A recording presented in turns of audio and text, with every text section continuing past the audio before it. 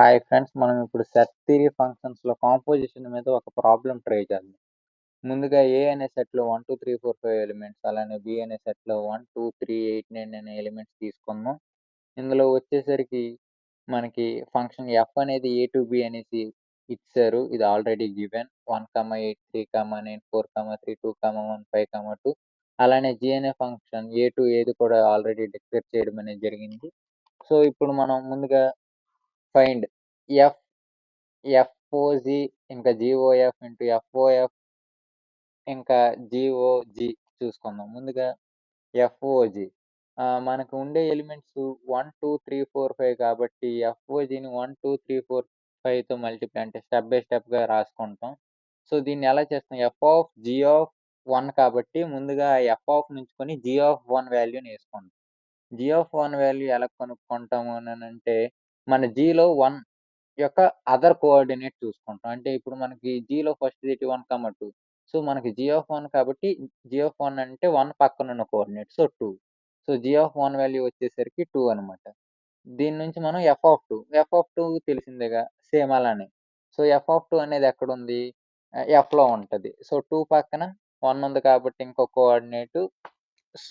So, F of 2 value వచ్చేసరికి చెప్పినట్టే 2 యొక్క కోఆర్డినేట్ ఇంకొకటి 1 కాబట్టి ఎఫ్ ఆఫ్ 2 వాల్యూ 1. సేమ్ అలానే ఎఫ్ ఆఫ్ జీ ఆఫ్ 2ది చూద్దాం.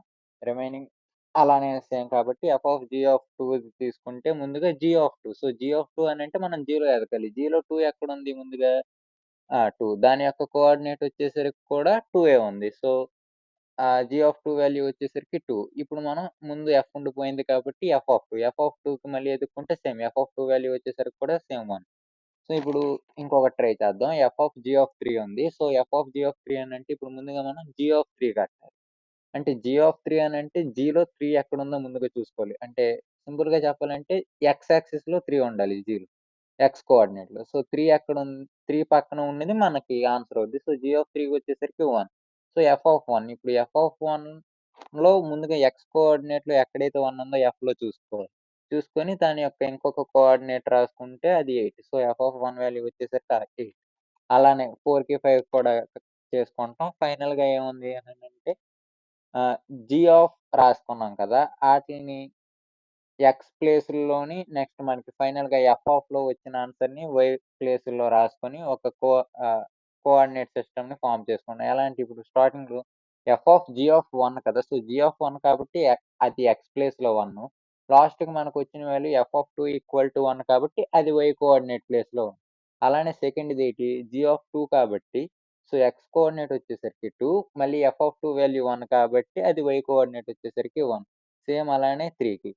ఎక్స్ జీ ఆఫ్ 3 కాబట్టి ఎక్స్ కోఆర్డినేట్ 3 అలానే మనకు ఫైనల్‌గా వచ్చిన ఆన్సర్ 8 కాబట్టి అది వై కోఆర్డినేట్ ఉంది. సో, దీని నుంచి మనం రేంజ్ అండ్ డొమైన్ 2 కూడా చెప్పొచ్చు. రేంజ్ అంటే మనకి ఎక్ ఆహ్, వై కోఆర్డినేట్‌లో ఉండేవి వితౌట్ రిపిటేషన్ అనమాట. అంటే మనకి వై కోఆర్డినేట్‌లో 1, 1, 8, 9, 1 ఉన్నాయి. కానీ 1 మనకి 3 టైమ్స్ రిపీట్ అయింది కదా! కానీ 1 టైమే రాసుకుంటాం. సో, ఆన్సర్ వచ్చేసరికి 180. అలానే డొమైన్‌కొచ్చేసరికి లెఫ్ట్ సైడ్ అనమాట. 1, 2, 3, 4, 5 ఉన్నాయి. ఏమి రిపిటేషన్ లేవు కాబట్టి 1, 2, 3, 4, 5నే రాసుకుంటాం. సేమ్ అలానే జీ ఆఫ్ ఎఫ్. కానీ ఇక్కడ జీ ఆఫ్ ఎఫ్‌కొచ్చేసరికి ఏమైందనంటే మనకి ముందుగా జీ ఆఫ్ ఎఫ్ ఆఫ్ 1నే కడుతున్నాం. జీ ఆఫ్ ఎఫ్ ఆఫ్ 1 కడుతున్నప్పుడు ముందుగా మనం ఎఫ్ ఆఫ్ 1 కడతాం. ఎఫ్ ఆఫ్ 1కొచ్చేసరికి 1కి ఇంకో కోఆర్డినేట్ 8 ఉంది. సో, జీ ఆఫ్ 8 మనకి జీ ఆఫ్ 8 వాల్యూ లేదు కాబట్టి అది నాట్ డిఫైన్డ్ అనమాట. సేమ్ అలానే మీరు ఎఫ్ ఆఫ్ ఎఫ్‌కి ట్రై చేయండి. అది కూడా నాట్ డిఫైన్డే వస్తది. లాస్ట్‌కి జీ ఆఫ్ 1 అలా ట్రై చేసుకుంటూ పోతే ముందుగా g of 1 value. So, G of 1 value తెలిసింది.